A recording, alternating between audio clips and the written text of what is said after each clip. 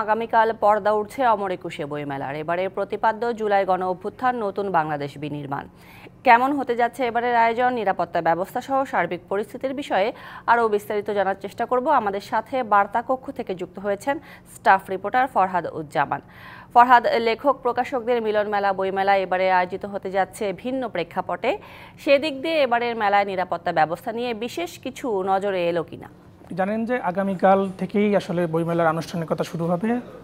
প্রধান উপদেষ্টা বেলা বিকেল ৩টায় উদ্বোধন করবেন, তারপর থেকে আসলে আনুষ্ঠানিকতা শুরু হবে। এর মধ্যেই ডিএমপি সহ বিভিন্ন গোয়েন্দা সংস্থা মেলার নিরাপত্তায় কাজ করছেন। আজকে সকালে ডিএমপি কমিশনার মেলায় পরিদর্শন আসেন। তিনি পরিদর্শন শেষে গণমাধ্যমের সঙ্গেও কথা বলেন। মেলা এর মধ্যে পুরো মেলা সিসি ক্যামেরার নিয়ন্ত্রণে নিয়ে আসা হয়েছে এবং সিসি ক্যামেরার মাধ্যমে আসলে মেলার নিরাপত্তা ব্যবস্থা জোরদার করা হবে। আর পাশাপাশি আমরা জানি যে গণ অভ্যুত্থানের মাধ্যমে আসলে বিগত সরকারের পতন হয়েছে।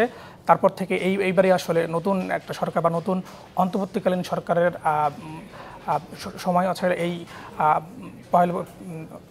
বইমেলা আসলে শুরু হচ্ছে।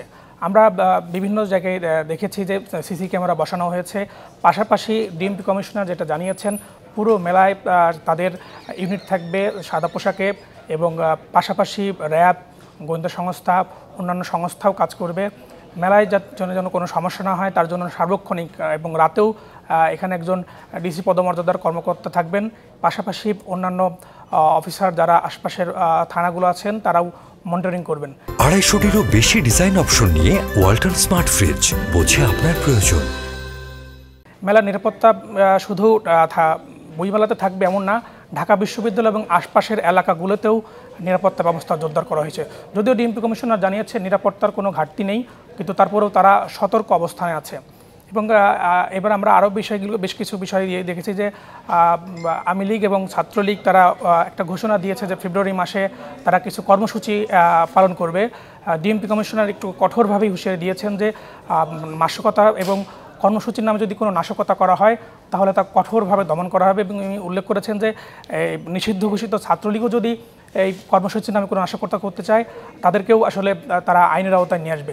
এর পাশাপাশি আমরা জানি যে গত বইমেলাগুলোতে বিভিন্ন লেখক এবং প্রকাশকদের উপর হামলা হয়েছে। ইতিমধ্যে বেশ কয়েকজন জামিনেও বের হয়েছেন। তাদের বিষয়েও ডিএমপি থেকে জানানো হয়েছে, তাদের বিষয়েও নজরদারি রাখা হয়েছে।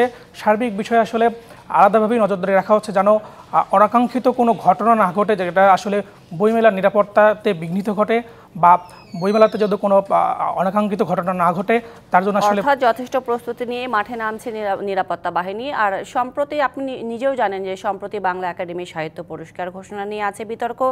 এমন ঘটনা কি প্রভাব ফেলবে এবারের মেলায়?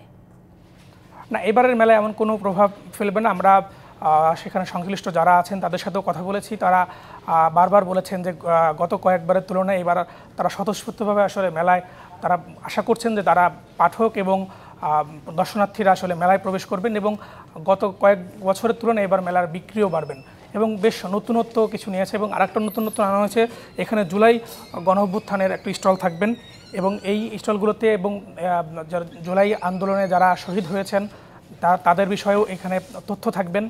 এবং পাশাপাশি যারা এই আন্দোলনে যারা ছিলেন তারাও আসলে রেগুলার এই মেলার মনিটরিং করার কথা জানিয়েছেন। এবং শিক্ষার্থীরাও আসলে বলেছেন যে তারা স্বতঃস্ফূর্তভাবেই এই মেলায় আসবেন। এখানে কোনো বাধা আসলে তাদেরকে মেলায় আসা বা বন্ধ করতে পারবে না। সো এইবার কোনো কারণেই আসলে আরও গতবারের চেয়ে এইবারের মেলাটা তারা আশা করছেন যে বেশি ভালো হবে এবং মানসম্মত বই নিয়ে আসবেন। নিশ্চয়ই। অসংখ্য ধন্যবাদ ফরহাদ আপনাকে যুক্ত হবার জন্য।